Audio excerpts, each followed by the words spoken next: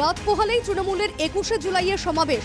এবছর ২১শে জুলাইয়ের সমাবেশ একই সঙ্গে লোকসভা ভোট এবং তারপরে বিধানসভা উপনির্বাচনের সাফল্যের বিজয় দিবস হয়ে দাঁড়িয়েছে। এই সমাবেশ থেকে তৃণমূলের সর্বোচ্চ নেত্রী মমতা বন্দ্যোপাধ্যায় ২০২৬ সালের বিধানসভা ভোটের দিশাও দেখাতে পারেন বলে মনে করছে দলের একাংশ। ২০২৪ সালের লোকসভা ভোটে বিজেপির বিরুদ্ধে লড়াইয়ে সাফল্য পেয়েছে তৃণমূল ও সমাজবাদী পার্টি। বাংলায় বিজেপিকে রুখে দিয়েছেন মমতা। উত্তরপ্রদেশেও তাক লাগানো মার্কশিট অখিলেশদের।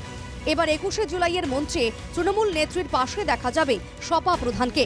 অখিলেশ যে ওই সভায় আসবেন শনিবার তা জানিয়েছেন সমাজবাদী পার্টির সাধারণ সম্পাদক তথা বাংলার প্রাক্তন মন্ত্রী কিরণময় নন্দ। অখিলেশের উপস্থিতিতে ২১শে জুলাইয়ের মঞ্চে বিজেপি বিরোধী ঐক্যের সুর নিঃসন্দেহে আরও জোরালোভাবে বাজবে।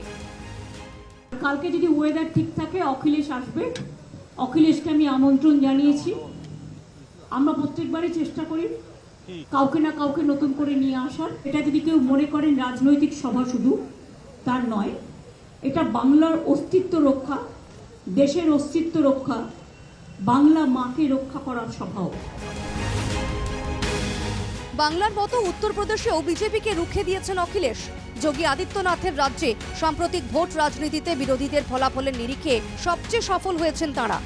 উত্তরপ্রদেশে ৮০ আসনের মধ্যে ইন্ডিয়া ব্লকের দুই শরিক সপা এবং কংগ্রেসের জোট ৪৩ আসনে জয়ী হয়েছে। তার মধ্যে সপা একাই জিতেছে ৩৮টি আসন। বাংলায় বিজেপিকে পর্যুদস্ত করে ২৯টি আসনে জয়ী হয়েছে তৃণমূল। তারপর দলের এই প্রথম বড় রাজনৈতিক সমাবেশ।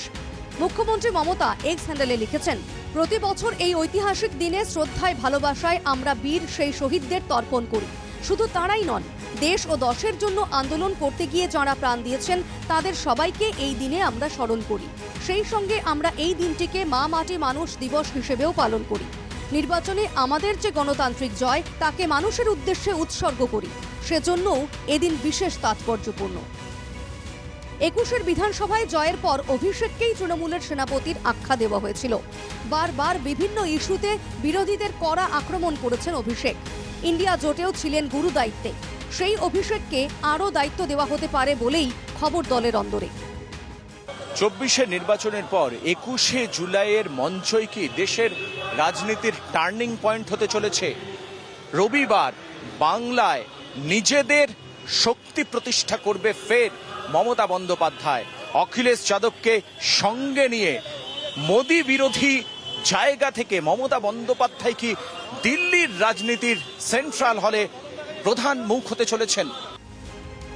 Bureau report, NKTV Bangla.